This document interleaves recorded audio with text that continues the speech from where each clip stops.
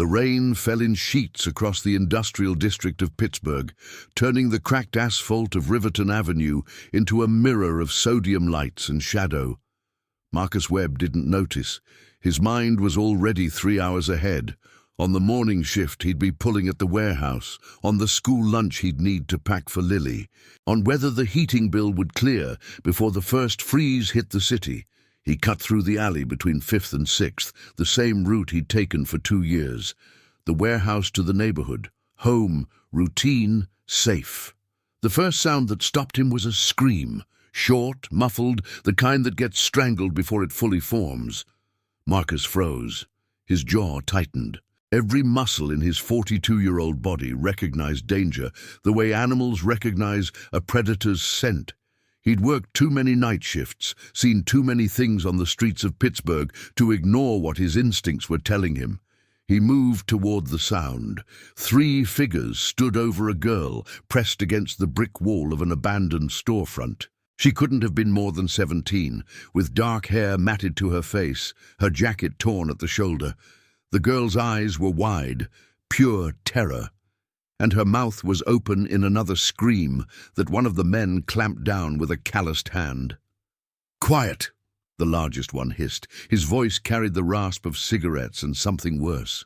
"Your old man should have taught you better than to run your mouth." Marcus's heart slammed against his ribs. He recognized the build of the man, Donnie Kessler, small-time muscle for crews that moved through the neighborhood like sharks testing water.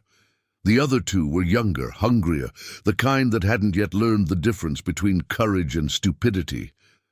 "Let her go," Marcus said. His voice came out steady, low, the kind of calm that surprises even the man speaking it. The 3 figures turned. Donnie's face twisted into something between amusement and contempt. "Webb," he said, recognizing him. "You really don't want this problem, man. Walk away. You got maybe 5 seconds before I stop being friendly about it." Marcus stepped forward. The rain drummed against his shoulders, cold and persistent.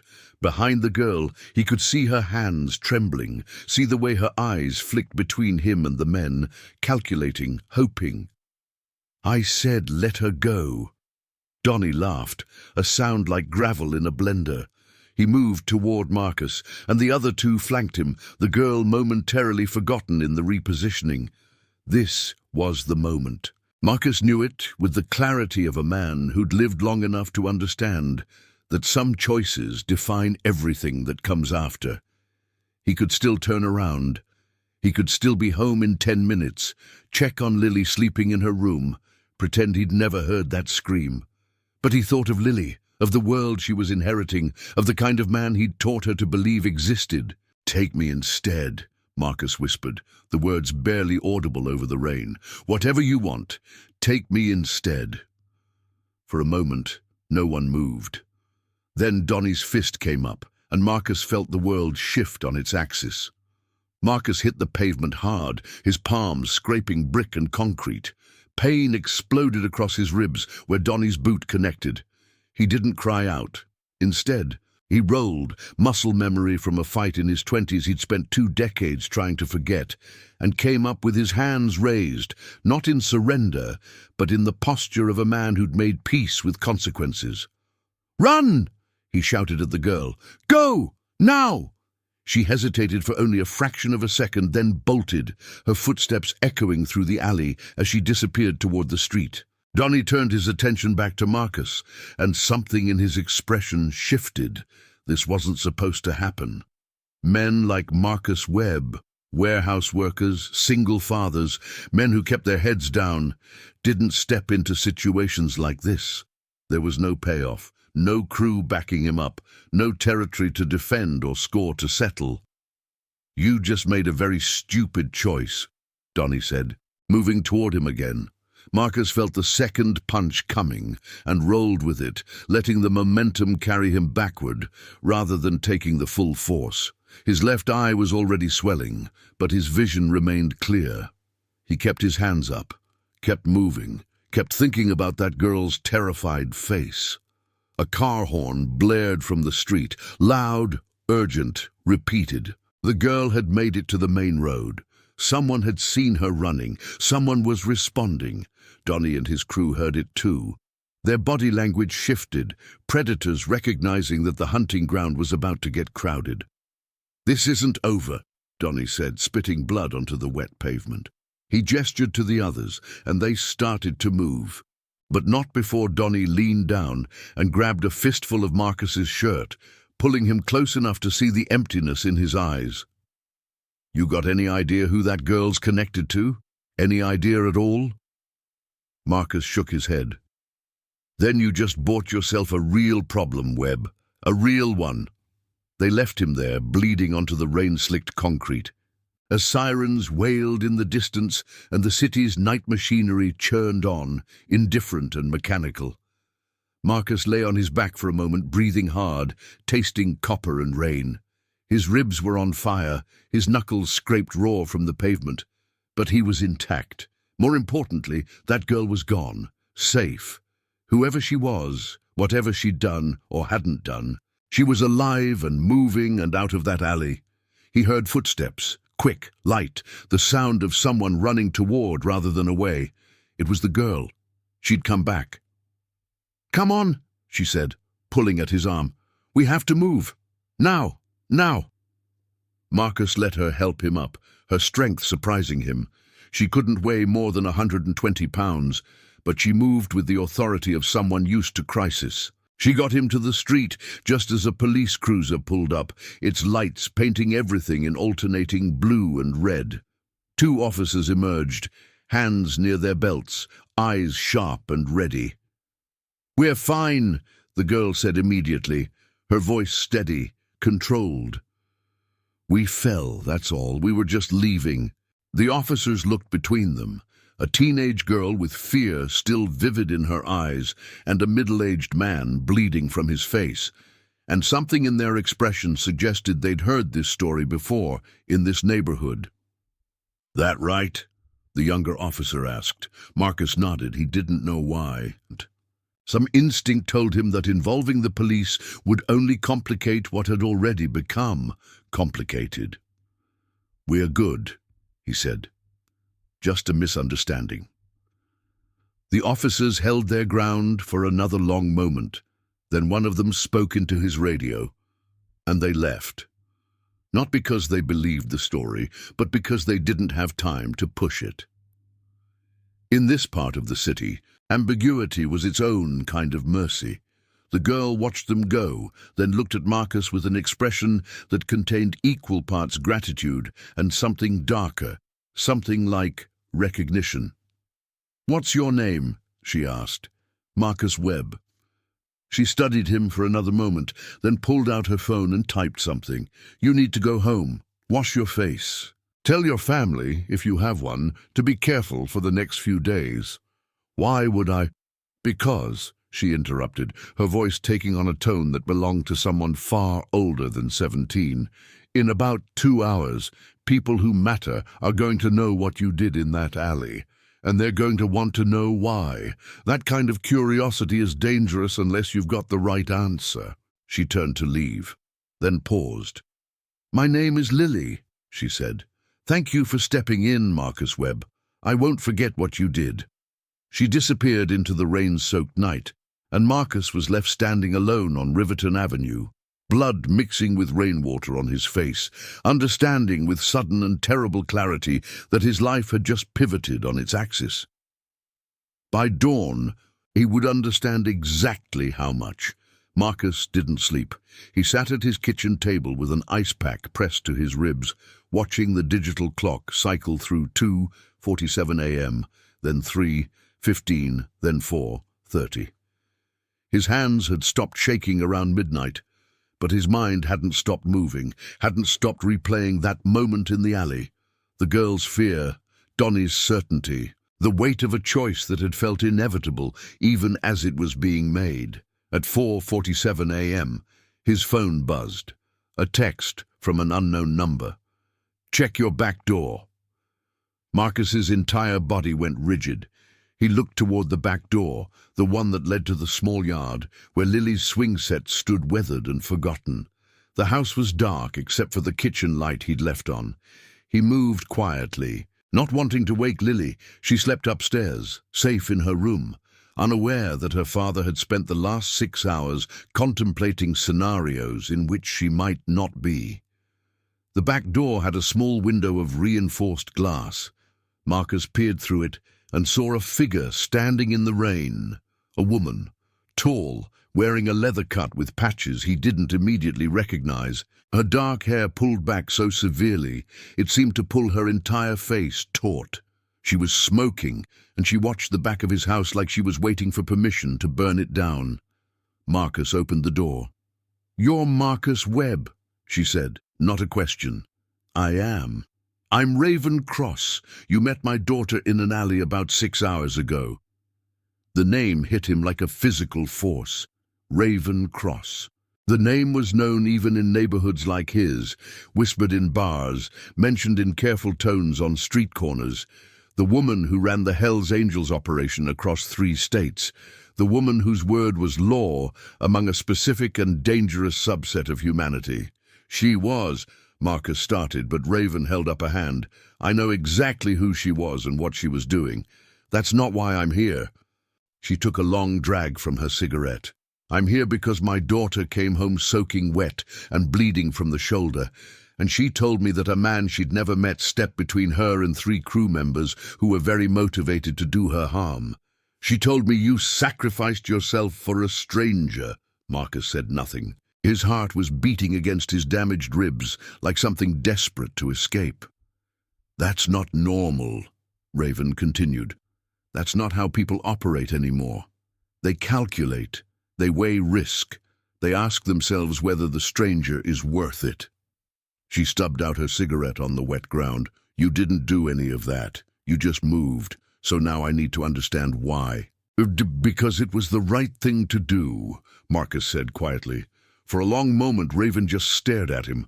Then something shifted in her expression. Not warmth exactly, but recognition. The way one warrior might recognize another across a battlefield. "My daughter's name is Lily," Raven said. "She's 17 years old. She's smart. She's strong. And she doesn't deserve the life her bloodline gave her. I've spent every day since she was born trying to protect her from the world I'm trapped in." She paused. "You protected her when you didn't have to, when you had no reason to, when it cost you." "I have a daughter too," Marcus said. "She's upstairs. She's 12. Her name is also Lily, and if someone hurt her, I would hope that someone, anyone, would step in." Raven's jaw tightened. She looked away toward the dark expanse of his yard, and when she looked back, her eyes were different. Still hard, still dangerous, but touched by something human.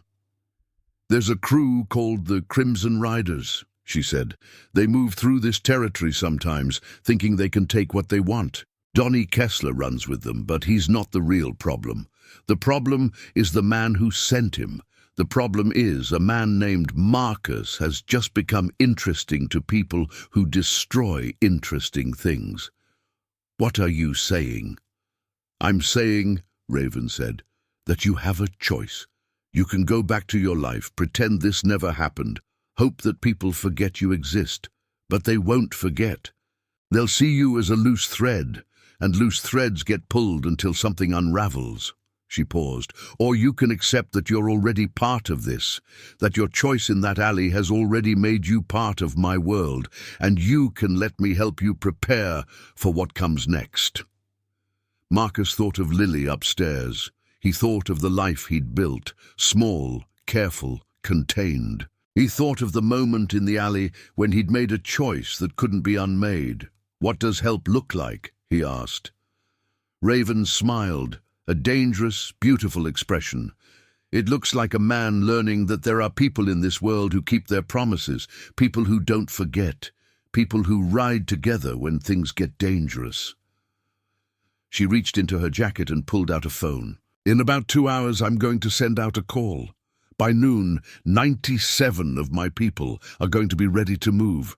They're going to know your name. They're going to know what you did. And they're going to know that you're someone who matters now." "I don't want—" "It doesn't matter what you want," Raven interrupted, but not unkindly. You made your choice in that alley. Now the choice is mine. And I choose to repay a debt. That's how this world works, Marcus Webb. That's the code.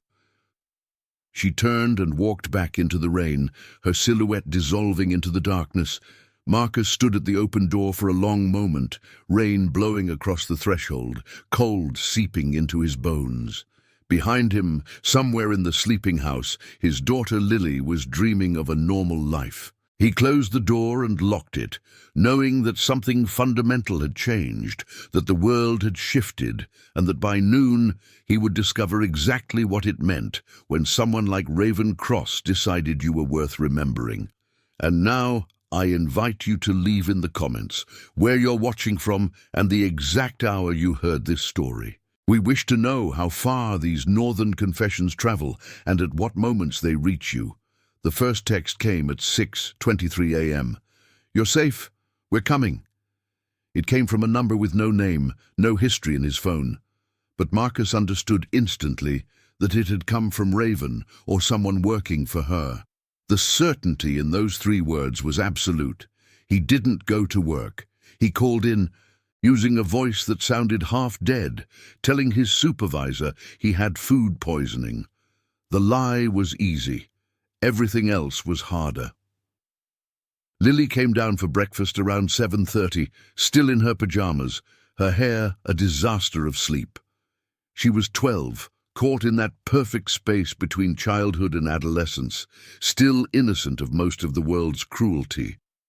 "Dad, you look terrible," she said, moving straight to the refrigerator. "Did you get mugged?" "Had a rough night," Marcus said, which was true in ways she would never understand. "But I'm okay. Nothing for you to worry about." She studied him with the particular intensity that 12-year-old girls could summon, the ability to see through the careful constructions adults built. Then she returned to making cereal, the moment passing. At 8:45, the first motorcycle arrived. Marcus heard it from 2 blocks away, the unmistakable rumble of a Harley-Davidson, the kind of sound that belonged to bikes that had been customized and loved and ridden through every kind of weather and terrain. He watched from the front window as a single rider pulled up to his house, shut off the engine, and dismounted with the careful precision of someone used to carrying their weight intentionally. The rider was a woman.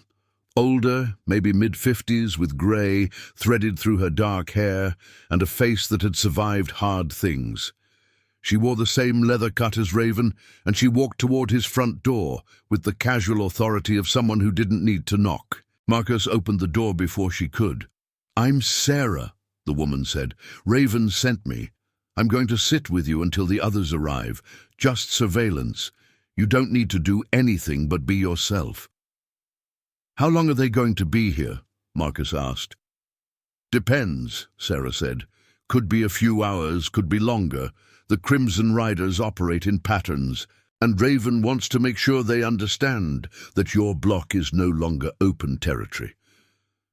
She moved into the living room and positioned herself near the window, her gaze never stopping moving, checking the street, the yard, the spaces between the houses. "You have any weapons in the house? Anything they might find interesting?" "No," Marcus said. "I'm not that kind of man." Sarah smiled. "You are now, but let's start slow." By 10:15 a.m., there were 7 motorcycles parked on his street. By 11:30, there were 23. They came singly, in pairs, sometimes in small groups, their engines announcing their arrival with that distinctive rumble. Each rider was different ages, different builds, different stories written in the wear on their cuts and the scars visible on their skin, but they all carried the same thing: authority. The kind that comes from being part of something larger than yourself. Lily noticed after the 4th or 5th arrival. "Dad," she said, coming to stand beside him at the window, "why are there so many motorcycles?" Marcus chose his words carefully. "I helped someone who needed help. These are people who appreciate that." Lily looked at him, then at the growing congregation of riders outside their house, then back at him. There was something in her eyes that suggested she understood more than he'd said. "Good," she said finally. "That's good." By noon, the number had grown to 53. They filled the street like a living organism, their chrome catching the weak November sunlight, their engines occasionally rumbling to life before silencing again. They didn't block traffic or cause disruption. They simply existed, a wall of leather and steel and implicit threat. Sarah had left around 10 a.m., replaced by a man named Cross, no relation to Raven, he'd explained, who was built like a truck and moved like he'd learned violence early and practiced it often. He'd taken position in the living room, his gaze unwavering, his presence absolute. At 12:47 p.m., the front door opened without knocking. Raven Cross walked in, and behind her came 97 more riders, in pairs and threes and small clusters, moving with the coordinated precision of people who'd done this before. The ones outside shifted, made room, integrated the newcomers into their formation with the ease of a ritual performed many times. "You're clear," Raven said simply. And then she explained what that meant. "The Crimson Riders won't come near this block now. They won't come near your workplace. They won't come near your daughter's school. They'll know that you're spoken for, that there's a price for touching what's yours." She paused, letting that sink in. "And in return, you understand that you're part of our world now. You've made a promise by stepping in that alley, and promises like that are the only thing we honor." Marcus stood in his living room, surrounded by 97 people who'd come because one woman had decided he was worth remembering. He thought about the weight of choices. He thought about the moment in the alley when he'd decided that some things mattered more than safety. "What do you need from me?" he asked. Raven smiled, that same dangerous, beautiful expression from the back door.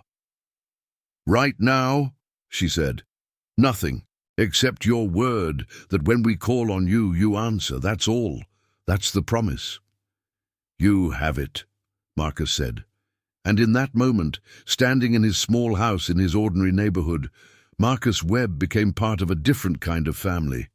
The kind bound not by blood but by code, the kind that kept their promises, even when those promises cost everything. Over the next 3 weeks, Marcus's understanding of his world transformed. Raven didn't demand anything from him immediately. Instead, she introduced him to the structure of her organization, not through lectures or ceremonies, but through observation and conversation. He began to see Lily's Hell's Angels, as they called themselves, not as a criminal enterprise but as something more complex, a family unit with rules, a hierarchy, and a code of conduct that was paradoxically more rigid than anything he'd encountered in his 12 years working at the warehouse. Cross, the truck of a man who'd taken position in his living room, became a regular presence. He'd arrive in the afternoons, and he and Marcus would talk, usually while Lily was at school. Cross had been in the military, Marcus learned, Army Rangers for 8 years. He'd come out with skills and trauma in equal measure, and he'd found in Raven's organization a purpose that the civilian world couldn't provide. "She's not cruel," Cross explained one afternoon. Sitting in Marcus's kitchen with coffee, Marcus had learned to make strong and black. "A lot of people think that's what she is, but they're wrong. She's fair. She demands loyalty and she gives it back in equal measure. That's rare. That's worth something." It was Cross who first explained the situation with the Crimson Riders and why Raven had felt the need to intervene so directly. "They're a testing ground," Cross said.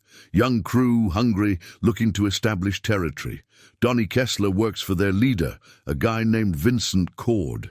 Cord's been looking for reasons to push into Raven's territory, and you're Lily." He paused. "Raven's Lily. She was bait. Simple as that. Cord knew exactly who she was, knew that grabbing her would force a response, knew that Raven would move, and then he'd have an excuse to escalate." "But I interrupted that," Marcus said, understanding. You did something better than interrupt it, Cross said. You responded in a way that made Cord's plan irrelevant. A stranger stepped in, a civilian. That's not something Cord could have predicted or planned for. And when Raven saw that, when she saw a man with no crew, no motivation, no history with her, step in and take violence for her daughter, that changed the equation entirely. Marcus thought about this often, especially during the quiet hours before dawn, when sleep wouldn't come.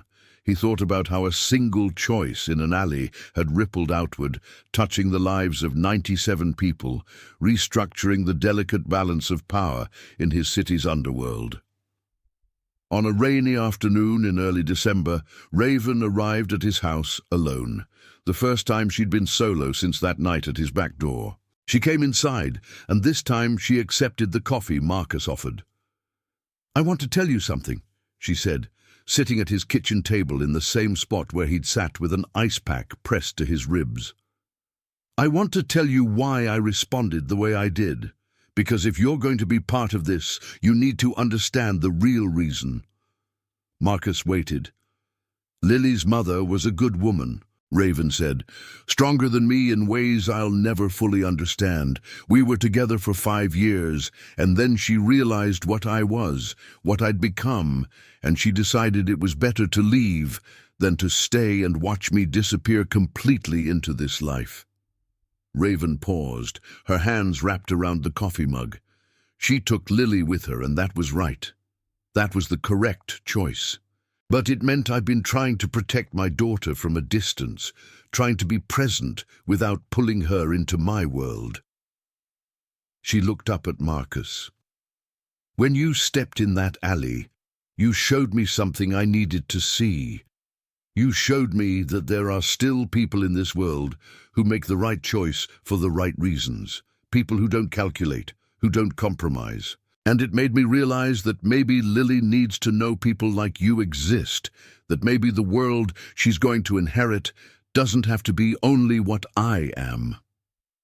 Marcus didn't know what to say, so he said nothing. "I want you to be part of her life," Raven continued, "not as crew, not as organization, just as a good man who made a choice, someone she can believe in." She paused. "Would you be willing to do that?" "Yes," Marcus said immediately. "Of course." And so began another chapter of his transformation. Once a week, usually on Saturdays, Raven would bring her daughter Lily to Marcus's house. The two girls, Marcus's Lily and Raven's Lily, would spend time together while Marcus and Raven sat in the living room talking about life, about choices, about the weight of promises that couldn't be broken. It was during one of these Saturday visits that Marcus's Lily asked him, directly and without preamble, why the woman and her daughter kept coming. "Because," Marcus said carefully, "sometimes people need help, and sometimes helping people makes them part of your life." "Is she in trouble?" his Lily asked. "The other Lily?" "Not anymore," Marcus said. "Because we're here. Because people decided to look out for her." His daughter considered this with the serious expression that was becoming more common on her face as she grew older. "That's good," she said finally. "That's what we're supposed to do." And in that moment, Marcus understood that Raven had been right. His daughter didn't need to know the details or the complexity. She only needed to know that sometimes the right choice was to step in, to be the person who didn't calculate, who didn't compromise. It was, in its own way, the most important education either of them could receive. It came on a Tuesday morning in mid-December, a text from an unknown number. "Vincent Cord is moving tonight, sectors 7 and 8. This is serious." Cross was at the house within 15 minutes of Marcus calling him. He arrived with 2 other riders, a woman named Dakota and a man who introduced himself only as Rook, and they brought equipment, radios, vests, weapons that Marcus had never wanted to see up close. "What's happening?" Marcus asked. "Cord's finally making his move," Cross said. "Raven anticipated it, but not this fast. He's pushing hard tonight, trying to establish presence before we can fully mobilize. It's a play for territory and credibility. What do you need me to do? Cross looked at him, and for the first time since they'd met, there was something like sympathy in his expression. You stay here. You make sure your daughter is safe. You don't answer the door for anyone except us. You call Raven immediately if anything seems wrong. That's all. He paused. You're not a soldier, Marcus. You're a father. That's more important tonight than anything else. By 4 p.m., there were 47 Hells Angels members on the streets around Marcus's neighborhood, positioned in ways that were invisible to the casual observer but absolute to anyone who knew what to look for. Dakota had stayed behind in the house with Marcus, positioned near the window, her presence both comforting and terrifying in equal measure. "Nothing's going to happen here," she said, though her hand never left the revolver at her hip. "This is locked down tight, but you should know what's happening out there." Raven had authorized Dakota to tell him, apparently deciding that Marcus deserved to understand the stakes. The Crimson Riders were moving through the outer territories, establishing presence, testing boundaries, looking for any sign that Raven's people were stretched too thin. It was a coordinated assault, nothing violent yet, just a show of force, but with the implicit threat that violence could come if their terms weren't met. Raven was responding with overwhelming presence, positioning her people at key intersections, making it clear that every street, every corner, every potential point of escalation was already occupied. It was chess played with motorcycles and leather, and the understanding that a wrong move could translate into bloodshed. Marcus watched from his front window as the night deepened. Motorcycles moved through the streets in coordinated patterns. At one point, he saw two groups pass each other at a major intersection, the Crimson Riders and Raven's people moving in opposite directions with the careful distance of predators acknowledging each other's territory. No shots fired, no overt confrontation, just the silent communication of power and presence and understanding. Around 11 p.m., Raven arrived at the house. She came alone, which felt significant. She looked tired in a way that had nothing to do with physical exhaustion. "It's contained," she said simply. Cord made his statement. We made ours. The balance has shifted, but it hasn't broken. "What does that mean?" Marcus asked.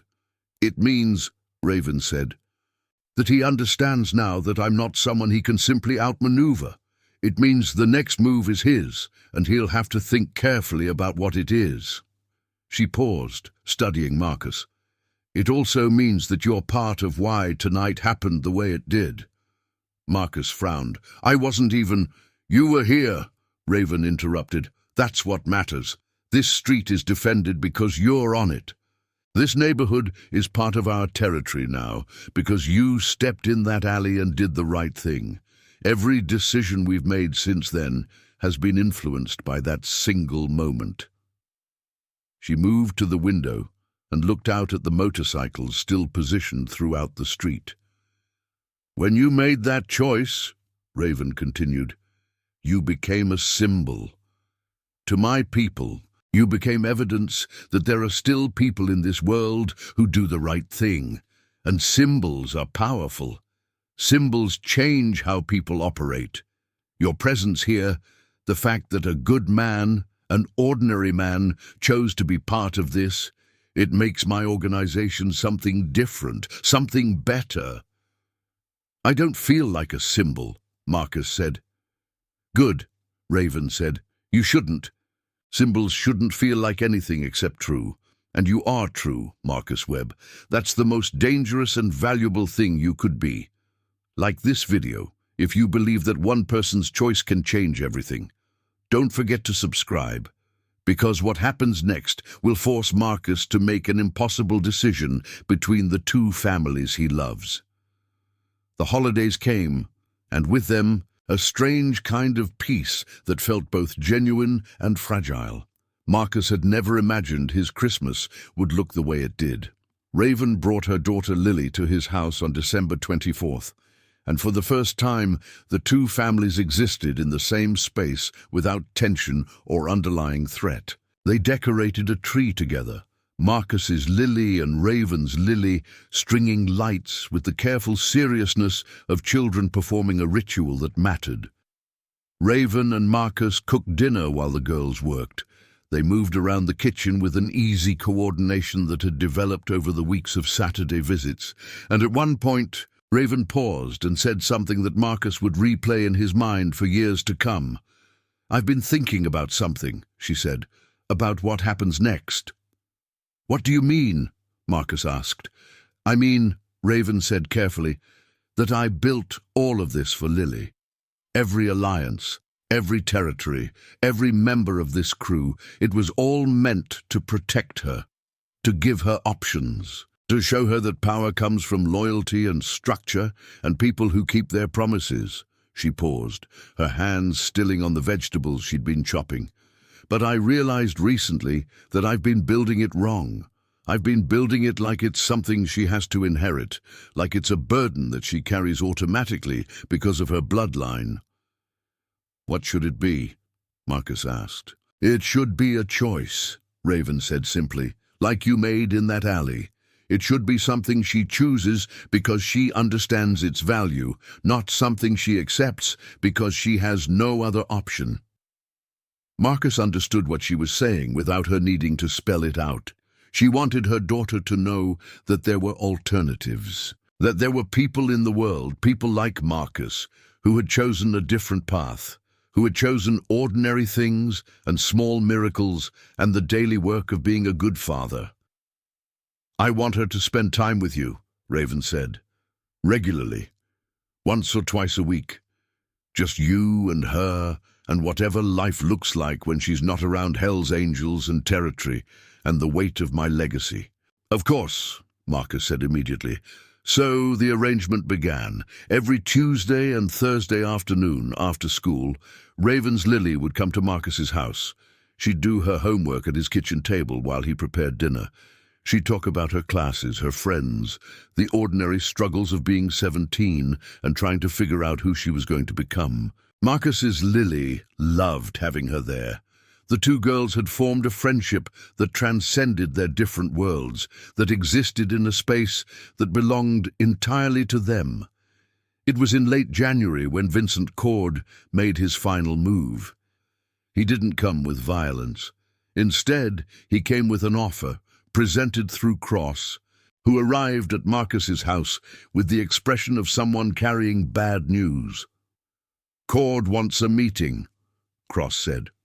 "With you specifically." "Why?" Marcus asked. "Because," Cross said, "he's smart enough to realize that you're the key to understanding Raven's next move. He wants to make a deal. He'll leave this territory alone if Raven reduces her presence in sectors 4 through 6, which are more valuable to him than this neighborhood anyway." "Is that a good deal for her?" "It's fair," Cross said carefully. "But fairness isn't really the point. The point is that Cord has realized that you're the weak link, that if he can convince you to ask Raven for it, she'll listen. So he wants to meet with you alone." Marcus felt something cold move through his chest. "He won't hurt you," Cross continued. "That would violate code now. You've got protection by association, but he will try to convince you that there's a better way, that you don't have to be part of all this." "When?" Marcus asked. "Tonight, 10 o'clock. Neutral territory, the old warehouse on 5th Avenue. Marcus thought about calling Raven, telling her to refuse, but he understood, in the way that people who've lived in his world for 3 months come to understand such things, that refusing would be interpreted as weakness, would be seen as exactly what Cord wanted, proof that Raven needed to control him, that he wasn't autonomous. So at 9:45 p.m., Marcus drove to the warehouse district. Cross followed at a distance, making it clear that while Cord had agreed not to hurt him, he hadn't agreed not to have backup present. Vincent Cord was exactly what Marcus had expected, and nothing like what he'd expected. He was older, maybe 60, with the lined face of a man who'd lived hard and survived harder. He wore no colors, no patches, no symbols of affiliation. He was simply a man sitting at a table in an abandoned warehouse, smoking a cigarette and waiting. "Marcus Webb," Cord said, gesturing to the chair across from him. "Sit. This won't take long." Marcus sat. "You know what you've done?" Cord asked. "In 3 months, you've fundamentally changed the balance of power in this city. You've given Ravencross moral authority. You've made her crew think they're defending something more than territory, and that makes her dangerous to me in ways I can't directly counter." "I didn't do anything except help someone in an alley," Marcus said. "Exactly," Cord said. "That's what makes you so dangerous. You're authentic. You don't have an agenda. You just made a choice, and everyone watching understood that choice as pure." He leaned forward. "I'm offering you a way out. Tell Raven you can't do this anymore. Tell her you're afraid for your daughter. Tell her you want your life back to what it was. And I'll make sure that happens. I'll make sure she lets you go." Marcus listened to the offer, and he understood its appeal.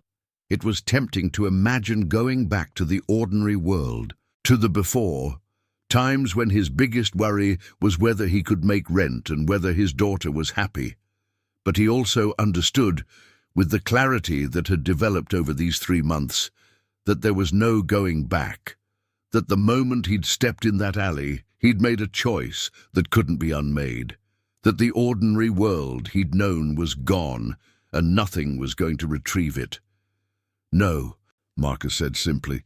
"You don't even want to think about it," Cord asked. "I don't need to think about it," Marcus said, "because I know who I am, and I know who she is, and I know that what matters is keeping my word."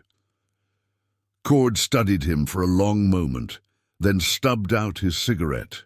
"You're going to get people killed," Cord said. "Your moral clarity, your refusal to compromise, it's going to inspire Raven to make choices she might not otherwise make, and people are going to die because of that." "Maybe," Marcus said, "but that's the cost of having principles. That's what it means to keep your promises." Cord stood, and Marcus stood with him. "Good luck," Cord said, and he extended his hand. Marcus shook it, a gesture that belonged to an older code, a time when enemies could still respect each other across the lines of conflict. By the time Marcus left the warehouse, the dynamic had shifted again. Word of the meeting would spread. Word would reach Raven, and she would understand that Marcus had been offered an exit and had refused. And that would matter. That would change things in ways he was only beginning to understand. February arrived with snow and the slow unwinding of tensions that had been building since December. Vincent Cord's organization began consolidating, moving their focus to different parts of the city, leaving Raven's territory alone. It wasn't a formal truce, nothing so obvious, but rather a recognition that the calculus of power had shifted, and the most rational move was to seek advantage elsewhere. Raven visited Marcus on a Thursday evening, arriving without fanfare, parking her motorcycle in the driveway like she'd done it 100 times before. They sat in his living room while both Lilies did homework in the kitchen, and Raven explained the strategic realities that had emerged. "You've become valuable to me in ways I didn't anticipate," she said, "not for what you can do, but for what you represent. You're proof that loyalty works, that keeping your word matters, that you don't have to be ruthless to be strong." "Is that good?" Marcus asked. "It depends on your definition," Raven said. "It means my organization is stronger than it's ever been. It means the people who ride with me believe that we're building something more meaningful than just a criminal enterprise. It means we're positioning ourselves to be something different than the standard motorcycle club model." She paused. "But it also means that I have higher expectations for myself now. I can't just be ruthless. I have to be good, and that's harder. That's so much harder than being ruthless." Marcus understood that she was telling him something true, that she was sharing a burden that had landed on her because of his choice in that alley. "I didn't mean to change anything," Marcus said. "That's why it worked," Raven said simply. "If you'd been trying to change things, if you'd had an agenda, none of it would have stuck. But you didn't. You just acted according to your nature, and that authenticity is contagious. People see it, and they want to be part of it." It was during this conversation that Raven told him about the job offer she'd been approached with. A legitimate business opportunity, security consulting, which was legitimate enough, but would involve using connections and knowledge that could only come from her organization. It was a path toward going partially legitimate, toward building something that existed partially outside the underworld while still connected to it.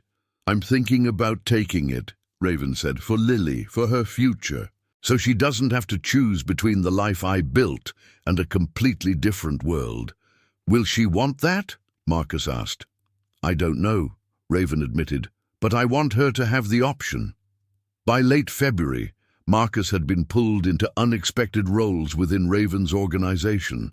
Nothing that involved violence or illegal activity, just the weight of being someone people trusted. He became an advisor of sorts, not through any formal appointment, but through the gradual recognition that his instincts tended to be sound. When disputes arose between members, they'd sometimes come to him. When the organization faced ethical questions about how to handle territories or business dealings, his perspective would be sought. It was a strange evolution for a warehouse worker who'd been minding his own business 3 months earlier, but it was his daughter's observation that brought the full weight of it home. "Dad," she said one evening in early March, "I think you're becoming someone important." "I don't feel important," Marcus said.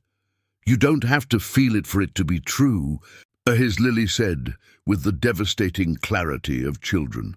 "The kids at school ask me about you sometimes. They ask if it's true that you're connected to the Hell's Angels, and I don't know whether to say yes or no."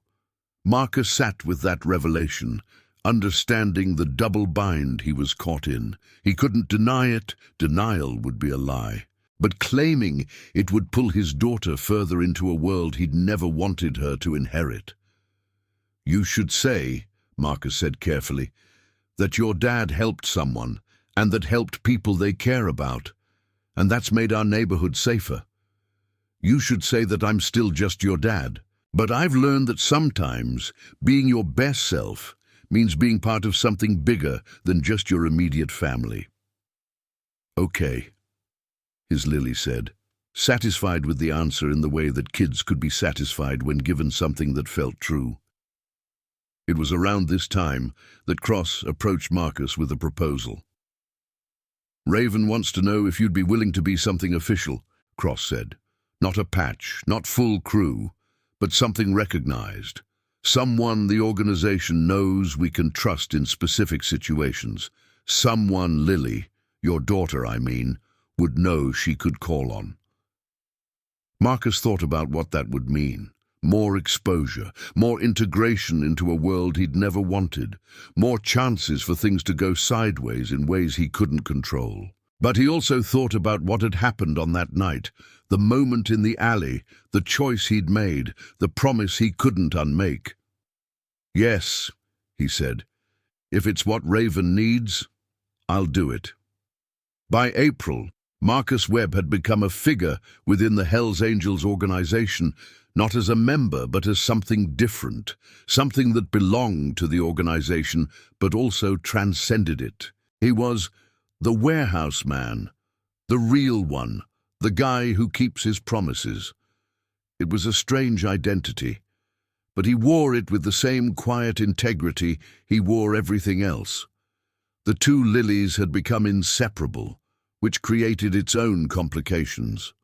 Raven's Lily would come to Marcus's house and exist in a space that was completely separate from her motorcycle riding, gun carrying, territory-defending world. She'd do homework, watch movies, have dinner, talk about normal teenage things, and then she'd go home to a father who was among the most powerful people in a specific and dangerous sphere. One night in late April, Raven's Lily asked Marcus a question that hung in the air like something that had been waiting to be asked for months. "Do you regret it?" she asked. "The choice you made in that alley. Do you regret that it brought you into all of this?" Marcus considered the question carefully. He thought about the complications, the weight, the ways his life had become exponentially more complex. He thought about the motorcycle club members who came and went from his neighborhood, the tensions he had to navigate, the constant awareness that he was part of something larger now. "No," he said finally. "I regret that you were in danger in that alley. I regret that the world is the kind of place where teenage girls need to be protected by armies of motorcycle riders. I regret that your mother had to leave because the life your other parent built was too dark to stay in." He paused. "But I don't regret the choice I made, because it was the right choice, and at the end of everything, we're all just trying to make the right choices." "Even when they're complicated?" Raven's Lily asked. "Especially then," Marcus said. "When the choice is easy, anyone can make the right decision. It's only when the choice costs something that it becomes real." By May, the landscape had shifted again. Vincent Cord's organization had moved decisively out of the region, establishing their operations in different territory where they could be the dominant power. The Hells Angels expanded not through violence, but through a kind of quiet understanding that Raven's people were different, organized, honorable in their own way, capable of tremendous restraint. Marcus's neighborhood had become something like a monument to the power of a single choice. People knew that a man had stepped in and refused to let a stranger be harmed. People knew that his action had rippled outward, that it had organized an entire criminal enterprise around principles of loyalty and honor. There was something both beautiful and terrifying about that. On a warm evening in late May, Raven brought her daughter to Marcus's house and then asked if they could talk, just the two of them, with the girls occupied elsewhere. They sat on the porch, watching the street where motorcycles still came and went, where the presence of the Hells Angels was as much a part of the landscape as the houses and the trees. "I want to tell you something," Raven said. "Something that I haven't been able to articulate until now. When I saw you bleeding in that alley, when I understood that a stranger had stepped in for my daughter, I realized that I'd been wrong about something fundamental." "What?" Marcus asked. "I'd been building my organization like it was something I needed to pass on, like it was a burden that Lily would carry after me. Like the power I'd accumulated was the most important legacy I could leave." Raven paused, her gaze distant. "But that night showed me that the real legacy isn't power. It's not territory or respect, or the way people fear your name. The real legacy is the choices people make, the moments when they decide that doing the right thing matters more than anything else." "Why are you telling me this?" Marcus asked. "Because," Raven said, "you've become part of my daughter's story in a way I never could have predicted. You've shown her that it's possible to be strong without being ruthless, that it's possible to be connected to something dangerous without being defined by it, that your humanity is your greatest asset, not your greatest weakness." She turned to look at him directly. "You're teaching her things I can't teach her, things she needs to know." "What happens now?" Marcus asked. "Now," Raven said, "we both just keep doing what we're doing. We keep choosing. We keep being true to the promises we've made. We keep building something that's more than just a motorcycle club or a family or a neighborhood. We keep building something that proves that in a world that's often complicated and dark, there are still people who will step into an alley at night to help a stranger." She stood to leave, but before she did, she extended her hand. Marcus took it, a gesture that had become their greeting, their connection, their recognition of each other across the boundaries that might have kept them separate. "Thank you," Raven said simply, "for stepping in, for being who you are, for showing me that there's a different way."